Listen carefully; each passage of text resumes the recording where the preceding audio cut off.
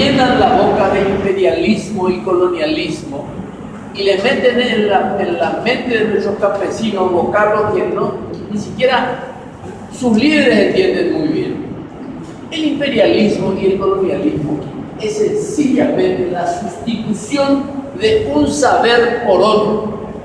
Manapio de ñeta guaraní, abade guaraní, abade no ñe, muy me jabe de todo como iba ñe guaraní. Inglés no te forman. Dice Rupile, vas a tener trabajo, te van a pagar bien. El guaraní no sirve, te dice. El guaraní no completa, y esa es una de las cosas que yo escribí. Es como no tener un dedo o te falta una oreja. Se anda, se puede manejar uno con una mano con 4 dedos.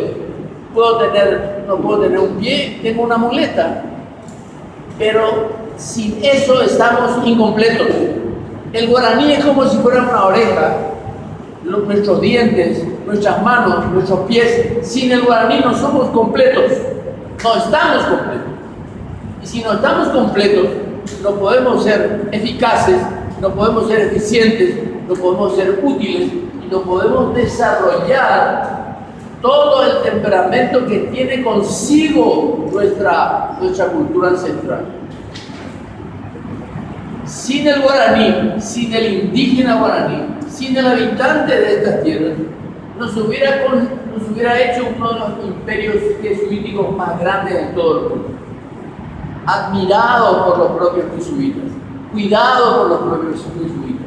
Si no hubiera sido así, en 1656 Pedro Blasquez de Valverde hace el primer congreso para que vengan todos los guaraní hablantes a contarles a los demás cómo se tenía que enseñar el guaraní, y ahí se decide utilizar el catecismo de Pedro Ruiz de Montoya.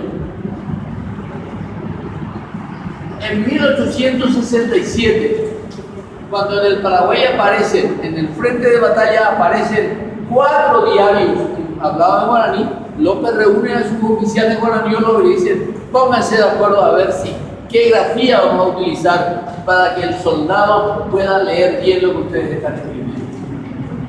Y López, un elemento fundamental de su política nacional, obligaba a los extranjeros a hablar guaraní. Ahora se va a presentar en la Feria del Libro las memorias del doctor Guillermo Stewart, que era inglés, y el doctor Guillermo Stewart decía: López obligaba hasta a los extranjeros a hablar el guaraní.